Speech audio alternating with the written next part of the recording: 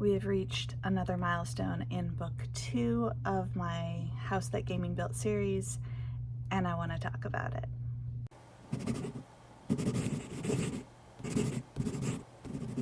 Hi, my name is Dawn Dalton. I am a freelance writer and an author, and I'm getting closer and closer to being able to publish my second book. I just got back my alpha reader edits, and I want to talk about my alpha and my beta readers, what they do for my book, and how they fit into my book going from Scrivener doc to completed story. And I know a lot of writers love to talk about their beta readers. Beta readers are the lifeblood of the book publishing industry. They help make just about every book better just by being the first person to read it besides the author. Now I take this a step further and I call my very first reader my alpha reader. A lot of authors consider themselves to be their alpha reader because who has read this book more but the person who is writing it and rewriting it and rewriting it. Now for me, this is a very important thing. My alpha reader is my mom. So after I finish writing the book in Scrivener, I have now taken to converting it over into a Google Doc and getting everything adjusted in the Google Doc so that you can see the chapter titles, and it makes it a little bit more easily searchable when you're reading on the go. This is actually new to my process for this book. Last time I wrote the novel, I just converted the Scrivener doc into a PDF and sent it to my mom. This time I converted it to a Google Doc, went through one final pass of edits and formatting so that I could get some of the really low-hanging grammar and spelling errors out of the way. Well, I did this because I somehow magically shut off my spell check on Scrivener and nothing can fix it. I'm gonna have to nuke it from orbit and reload the program, because when I do something, I do it quite well. So I managed to get a better final edit on my end before sending it out as a PDF to my mom. Now, once my mom has it, she prints it out and literally takes a red pen to it. My mom was a teacher, so old habits die hard. I love this part of it because it's just so my mom.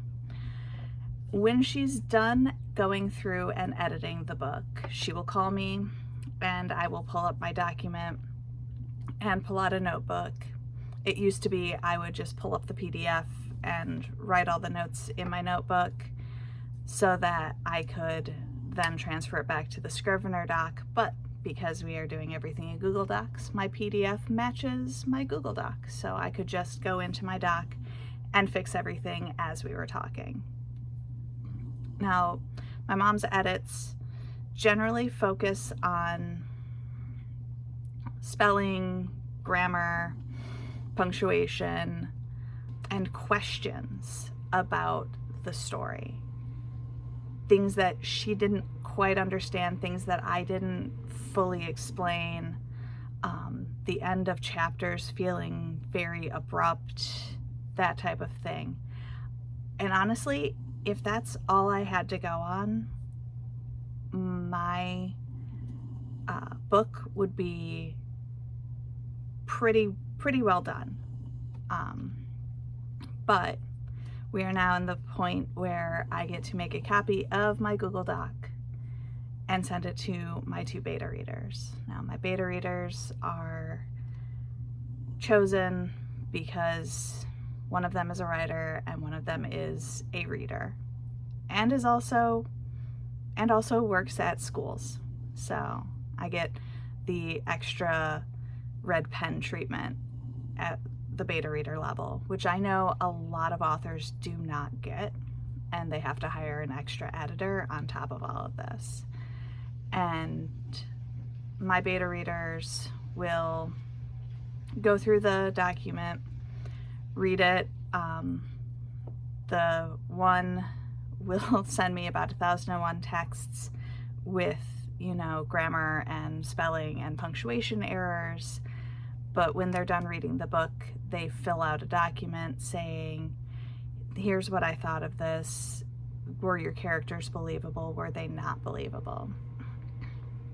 And what I love is, because I get the second line of extra edits from one of them, and the other one will give me word changes and kind of how it feels as a writer, whereas the big reader will give me how it feels as a reader. And between the two of them, they usually come to the same conclusion of, this feels right, this feels wrong. And it's always interesting to see it from both perspectives. Once I'm done with their edits, I will go in, fix whatever needs to be fixed, and then it's off to formatting and publishing. And that's, I cannot express how grateful I am to my alpha and beta readers. Without them, my book would be riddled with so many errors that it would be unreal. It would be basically every book that I DNF, which is just do not finish. And how did I get my alpha and beta readers? I asked. I think that's honestly the scariest part of this point of the process, is once you're done writing, you have to start asking for the help you need to get your novel to where it needs to be. And I am beyond grateful for when I hit that point in the process for Game On, that I went to my friends and family. I'm like, hey, I need beta readers. I need people who will read this book and give me feedback on it. Now, the downside to that is, while I got a heroic amount of people saying, yeah, I'll totally read your book for you and give you feedback, I had, of the 10 people that were supposed to be beta readers, I ended up with 3 who actually completed the book and sent me back my completed sheets, which I kind of saw coming. I'm not gonna lie, I kind of saw that coming. I also turned away a bunch of people because for a variety of reasons, whether I thought that they would not give me honest feedback, or all their answers would be, well, I don't read this genre, so I can't really answer this. Well, then why did you offer to be a beta reader for me? And I think that was part of my problem, is I got overwhelmed with the amount of support I got, that I didn't think clearly on, this person, I know that they will give me back my feedback. This person, I know, has about as much of a squirrel brain as I do and is going to forget, and 3 months later they're gonna be like, oh crap, I forgot to do this. Well, the book's already out. Thank you for trying. But I am grateful to everyone who offered, who came out of the woodwork and was like, hey, I will do this for you. I know what this means to you.